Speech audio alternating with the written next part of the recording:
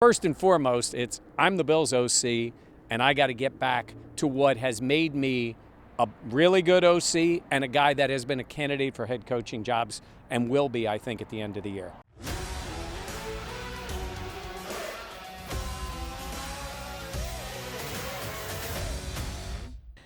Welcome back to the Buffalo Plus YouTube channel. Mike Catalana, Dan Fates in Rochester. I am Jenna Codrell. Please be sure to like, comment, subscribe, and share. We are here down in Carolina.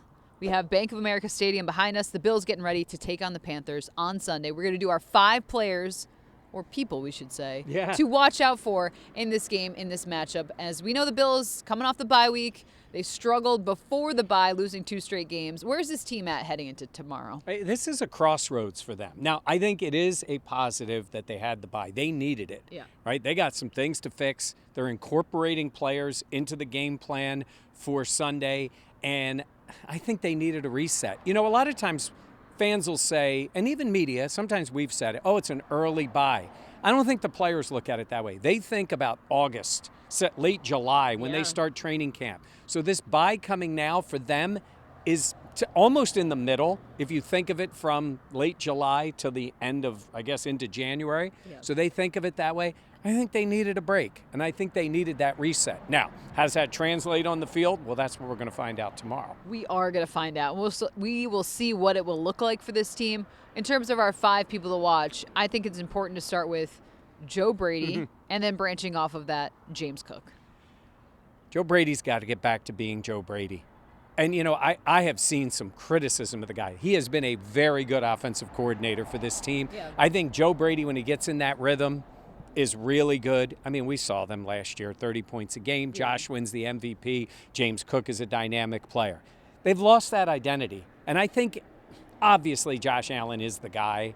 But, Jenna, it starts, the identity part, I really do believe starts with James Cook. And they have not used him enough and not used him in key situations. I think they get back to that tomorrow. 1,000%. I think this is the get-right game for the Bills in terms of, hey, we maybe got a little too cute. I know you've heard that phrase the last couple of weeks, but I think this is, who are we? We want to run the football. We want to be smart with the football, and we want to get James Cook, another dynamic player, involved. And I do think this is something, I mean, Joe Brady was fired from Carolina, coming back down here. Do you think that has any space in his head coming into tomorrow? Yes. I really do think it does. I mean, you know, he learned from his experience here, right? He got sort of thrust into that job, and the next thing you know, just like his head coach who ended up here after getting fired in Philly. I mean, both of those guys, Sean McDermott and Joe Brady, have been fired. And I think they have used that to make themselves better at their jobs. There's no question.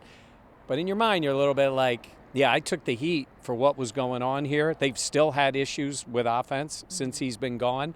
But no, I think it plays into his mind. But first and foremost, I'm the Bills OC, and I got to get back to what has made me a really good OC and a guy that has been a candidate for head coaching jobs and will be, I think, at the end of the year. I think it's totally human nature to have that in your brain when you're going to a place that you did get fired from. But I want to see the Joe Brady that is evolved. I want to see the mature Joe Brady that's deciding to take what the defense gives them. Make sure you get James Cook involved. What if they give them reverses to the tight end and the 5th wide receiver? Too cute. Too cute. I don't want to see too cute. Yeah. No too cute. I want to see cute enough. Yeah. Sean McDermott doesn't want anything cute in his game plan. He wants a physical football team. Yes. And I believe that can start on the offense for this team. Yes. Yeah. So, Joe, no cute. You don't need cute. You need physical Bills football like they used to play a little while ago. Hey, look at that. People recognizing us. There we go. We love it. All right, so we got Joe Brady, and off of that, James Cook. Yep. A guy we don't usually have involved in this. Yes. But Josh Allen is a player I think we're all going to be watching tomorrow. And yes, because he's Josh Allen, but also because he has not been playing the way that we have seen him play in the past. These last couple of weeks before the bye, obviously turnovers were an issue. He at moments even said at his press conference on Wednesday how he needs to not put his head in the sand when things aren't going his way. Grandma says she just wants to see him smile. Josh is a guy I think that you want to see that maturity from as we get into tomorrow. Josh Allen has been able to overcome everything with this franchise, Yeah. right? When the defense is not good enough, Josh makes a play. When they're not blocking as well on the O-line, he makes a play. When the wide receivers aren't doing anything, he's just like, screw it, I'll run it and get it myself. Mash the buttons. Right. He wears the cape and he does it. Now, that's hard to do all the time. The last couple of weeks, he's gotten in a bit of a bad space. They've attacked him, and I think Carolina's going to bring pressure. That's not really what they do, but they've seen what Atlanta did, defense. and Kansas City's going to do it the next week. So they got to be ready for that. But I think you're going to see Josh Allen get back to being Josh Allen in this one. And Grandma, he's going to be smiling during the game. She's so cute. Yeah. I met her at a game. She's just so. I love grandparents. All right, Grandpop. Okay. I know.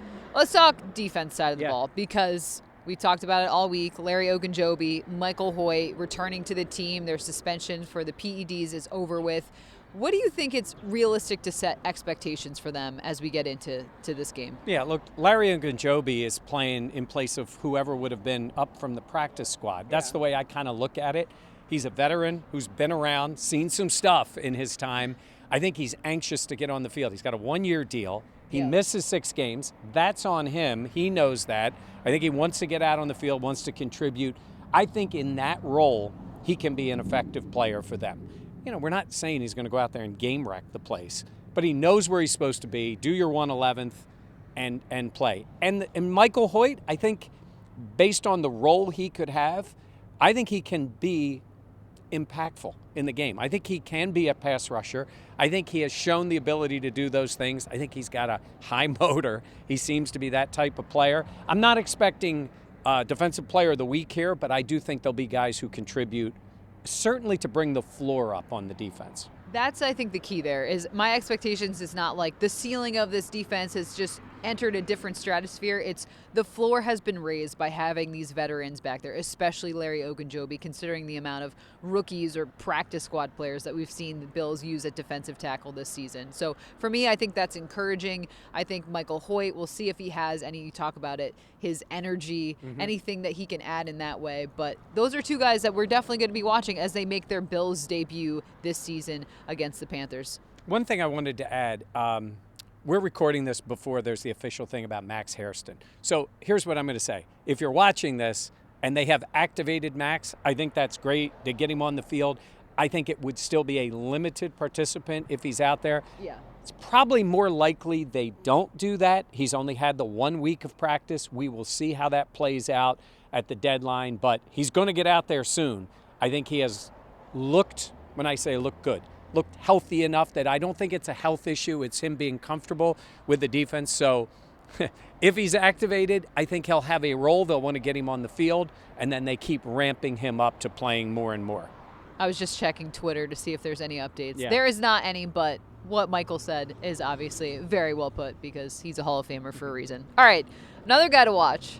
You might know him, Jordan Poyer. Yeah. He's back. Had a good talk with him this week at practice, one about tackling, which I thought was great. And that's when he offered up, hey, Monday, we put the pads on. Yeah. Because I said, can you get better at tackling during the year? It's like, yeah, you can. I do think that's an important note, though, because I think that's a little bit counterintuitive. Do you know what I mean? Like, you're in the season. I feel like there's such a wear and tear on your body already that you feel like you can't get better at tackling. But to him be like, no, that's absolutely a possibility. That to me is encouraging. It's a mindset of being physical. It's Monday. It's like, you know, it's like in another sport where you might come in, right, and say, we're running today. Yep. You know, in basketball it was like that. Coach was like, we're running suicides here. We're doing this. You know, it's waking everybody up. It was the message sent when they came back in. And I think it's about physicality. But there's so much of this game is technique, especially on defense. It's positioning. It is getting the guy to the ground.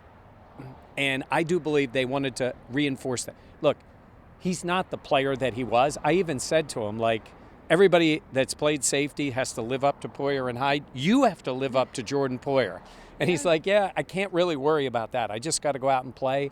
I think we'll see some Jordan Hancock out there, maybe two. But I think Poyer's going to, I would expect him to start and get a lot of snaps in the game tomorrow. I agree. I think he's also, we'll see what level he is at. We know the Jordan Poyer, like you talked about, But I do think it will be, either way, a step up from Taylor Rapp, who Sean McDermott says that he's been dealing with a knee injury since training camp, made the move to put him on IR. I just think Poyer knows this defense very, very well. He says he's feeling really healthy, which is also encouraging, and I think he does bring that physicality that you want to see. Mid-season or early, like 1/3 of the season, best shape of their life. Jordan Poyer, Larry Ogunjobi, Michael Hoyt, because they haven't played that much. Yeah, I mean, it's true. All right, last guy. Yeah. So this is a reunion for a lot of Sean McDermott coming back. Obviously, Brandon Beane, they all cut their teeth here in Carolina. Joe Brady. Also, Shaq Thompson, linebacker, played for a long time here. He played with Sean. Yeah. And I think he's added a nice little bright spot, I would say, to the Bills' defense. Now, look, should he have had that interception at the end of the game? Yeah. Yes. But I think you've seen and noticed his play in a positive way. And he talked about this week just being back here and what it'll be like. Yeah, I mean, he was a great player with the Panthers. Yeah. Injuries have kept him off the field. Knock on wood, he's been healthy with the Bills. He does bring that physicality. I asked him about tackling, and he's like, I said about doing your job, being in the right spot. He's like, my job isn't done until the guy's on the ground, one way or the other. If I'm in the area, I got to get him to the ground. And he emphasized the same thing. What makes that better? When there's multiple players around that. I always say this, watch for that early in the game. Panthers throw a pass, whatever it is, even if they gain yardage, 2-3 Bills around that player, I think that's a great sign. Yeah. Population to the ball, because it's hard to tackle. Yeah. I'm not making excuses. I'm saying it's hard one-on-one tackles. That's what Poyer said. You get in that open field, it's hard to make that tackle. It's hard to make that tackle, but you have to make that play. Yes. That's what he said. Yes. But you're right. Having population to the football, gang tackling, all that stuff, DB net, whatever you want to call it. Physical. Be physical. What is the biggest thing for the Bills here this weekend? Identity. Like the identity on offense, get back to what you are. And on defense, don't get pushed around. I mean, that first half against Atlanta was as embarrassing a defensive performance as I've seen the Bills put on the field, maybe since Sean's rookie season, that first year where they had some bad ones. That's not what they need now. They were better in the second half. That's encouraging. They'll have new players on the field. Let's see how they respond. They better respond. After a bye and 2 losses like that, they better respond and make it 9 consecutive after bye victories. In my head, when I was asking that question, it's like, be the Buffalo Bills. Yeah. Take care of the football, run the football, be able to not give up the big plays on defense. We've seen it before. This team just needs to get back to that. Dan says it's a must cover. I know you don't agree with that.